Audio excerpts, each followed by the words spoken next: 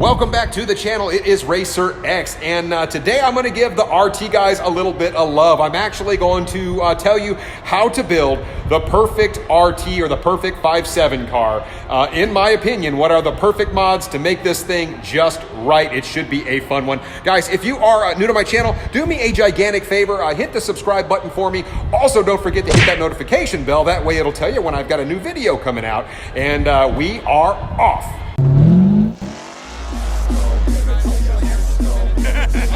We got the 1,000 horsepower helmet.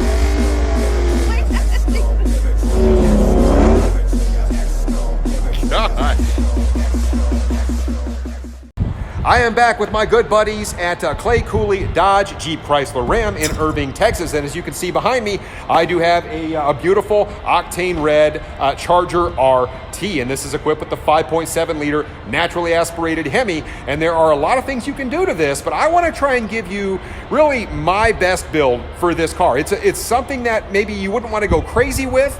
Like I said, you do have the big brother in the 6.4, but there are some things you can do to this, I feel like, to make it just the right driving experience. So without any further ado, let's jump into it. As we take a little closer look at the 2021 Charger RT, you can see it still has that telltale kind of high-rise hood right there. You do get the upgraded 20-inch wheels on this package that comes with the Eagle RSA2 tires on it in 245 width on all four corners. I do kind of like the accent package on this particular car. Now, this is an RT Plus, so as you get back here, you do see you get the black spoiler here. You're also going to get the large circular tailpipes in the back of this package, and as you look at the inside of this particular car, you're going to get a couple of goodies in here as well. You get the upgraded Alcantara seats in here. You do get a larger infotainment screen here in the middle, and of course you get some upgraded gauges and things like that as well on this particular package. But the Charger RT really does hit a sweet spot for the street. It's really a great package, especially if you're looking for a daily, because it's just the right amount of power. But let's jump into the stats on this car and take a look under the hood. So here is the Rockstar in the 2021 Dodge Charger RT. Yes, it is a V8. It's a 5.7 liter naturally aspirated V8. Now this one here puts out 375 horsepower and 395 in terms of pound-feet of torque. So yes, I realize the 6.4 Scat makes quite a bit more power at 485. So what, 110 horsepower more, but this one can still be a lot of fun. Now there are a lot of things that you can do to make this engine more fun, and I want to give you sort of my perfect build on this particular platform and tell you basically how much it would cost to do it.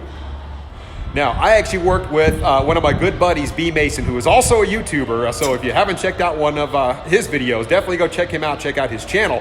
But we basically just talked through what really are the ideal things to put on this car to still have fun and to really kind of optimize this setup. And because this thing sure does have its restrictions, it's actually much more restrictive from the factory than the 6.4. So mod for mod, you tend to pick up just a little bit more on this particular car, but that doesn't necessarily mean everything is cheap. So I essentially have really two different lists or two different ways to approach it. I've got one where you actually don't have to tune, which means that you're likely going to keep your warranty intact. And then the second one actually incorporates a couple other items that will definitely need a tune. So chances are your warranty will no longer be intact when you do this, but it's still a more cost-effective way than, say, going like a boosted application or nitrous or something like that, because as we know, that can get very expensive. And so I can jump into a little bit more about that later. But first, let's talk about our non-tuning setup, and we'll go into that mod list.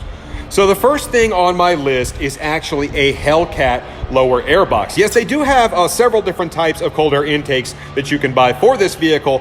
However, I have yet to find anything that's actually as effective in terms of cost and also effective in terms of cooling and just adding airflow to the engine than literally the Mopar Hellcat lower air box. It allows more air to come in through the front of the vehicle, and actually it funnels it up through here, which is actually a pretty efficient design on this. It does kind of neck down a little bit right here, one of the restrictions you have on the RT. So definitely the Hellcat lower air box will do you some favors. Also, you can go with like 190-degree stat, which you really probably won't need to tune for. The other item is under here. You've got your intake manifold. You can actually port your intake manifold. MMX sells one. you can certainly send it off to have it ported. But if you port that, typically you're going to pick up a little bit of power, and also it kind of reduces some of that restrictive airflow coming into the engine, which on the RT, as we know, can be a little bit of an issue. Also, you want to make sure to get yourself a pedal commander, because that really helps out on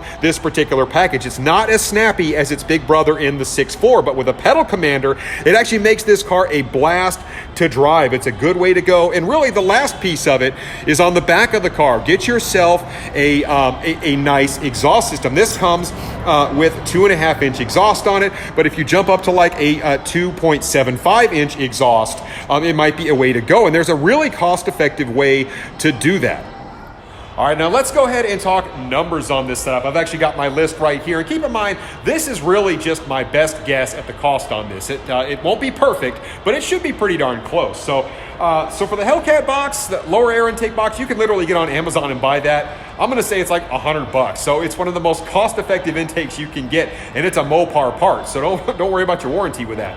Also, the exhaust. So this is a piece I wanted to talk a little bit about, because really the best thing you can do, or not to say the best thing, but one of the most cost-effective things you can do is actually go and get a takeoff from either a Hellcat or a Scat Pack. That's the bigger exhaust. It's the 2.75-inch exhaust versus the 2.5 that comes on this one. And sometimes you can talk to one of your local exhaust shops or performance shops, and you can pick one of those up between like $500 and $700. So that might be a great way to go, and you'll add a little bit of sound. Also, there are a lot of companies out there that make really nice catback exhausts, and just make sure you get a 2.75-inch or a little bit bigger, and you'll also pick up some sound. You'll pick up a little bit of power. It's a great way to go. So the 190-degree stat, you're looking at about $50. So, and you won't, like I said, you won't necessarily need to tune for that one. Also, the ported intake, we're going to say about $400 from MMX on that. Like I said, you can also take the intake off of your vehicle and have somebody hand port it.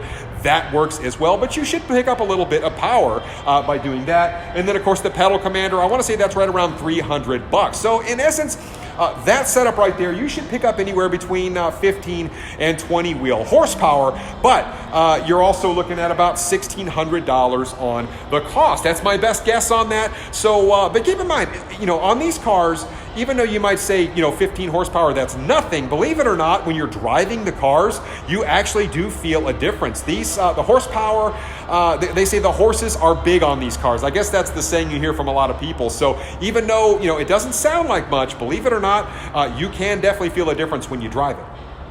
Now, going to the next step is going to be a little bit more invasive, because really for any of the other mods I would tell you to do, you're going to need to get tuned. And as we know, when you get tuned, typically it's going to void your warranty. So if you're prepared for that and you're okay with it, chances are if you go with this setup, it will still be really reliable, but your factory warranty will probably go up in smoke. So at any rate, really the next thing would be your long tubes with your substrate high flow cats, and then a tune. And you've already got the exhaust piece working on that. So essentially you're talking about another, we'll say $2,600 for a good set of long tubes with high flow cats, and to get the car tuned, which is probably about $1,000. Keep in mind you have to have the PCM unlocked, and then of course your tuner's going to have to do all of their magic to it, but also you can get your transmission tuned. So keep in mind, while it may not necessarily add power, the vehicle will drive a little bit different, and it will probably be a little bit faster. Any of us with the big high horsepower cars know that these things, they can pick up a lot of ET with a good trans tune. So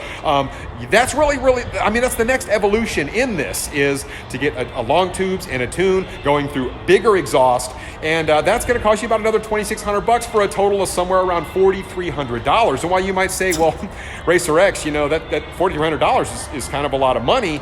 It just depends on what you want to do. But that entire setup will probably pick you up somewhere between 30 and 35 horsepower total. That includes all your non-tuning mods, the first ones I covered, and the long tube and the tune. So that's about where you would sit power-wise with that particular setup.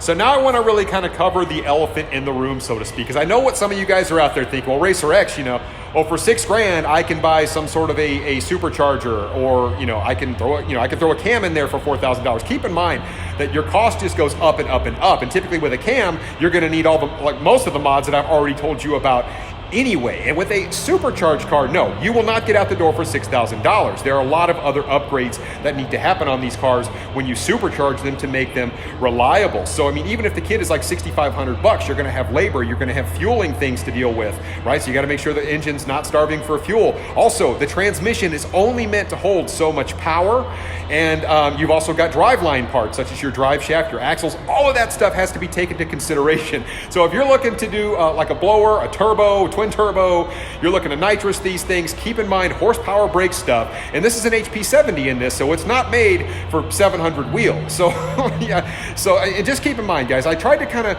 think about this from a logical perspective. If you're somebody that's looking to make 500 wheel or 600 wheel, the RT maybe not the best package for you. The package that I just suggested is a really nice package that will keep your car cooler.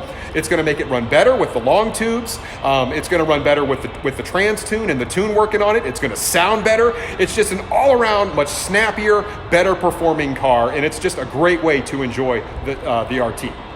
Now, when you're driving one of these RTs, it really is amazing because power is all relative. And when, you know, just driving the car by itself, it drives really nice. It hits a sweet spot really for the street, and it definitely doesn't feel shy on power. It is a really nice package, the RT. So is the RT a race car? At the end of the day, no. It is not the fastest thing in the world, but is it still fun to drive? Absolutely. I always say that about the RT. Just listen to it when you step on it. It still sounds great. And I'll tell you what, it still sits you back in the seat a little bit. So I realize it's not a scat pack, but with the mods I listed out today, you can still have a car that is a lot of fun to drive. Even in stock, it's a lot of fun to drive, but it's still a ton of fun to drive, a ton of fun to own. It looks good. The RT is a great package for the street.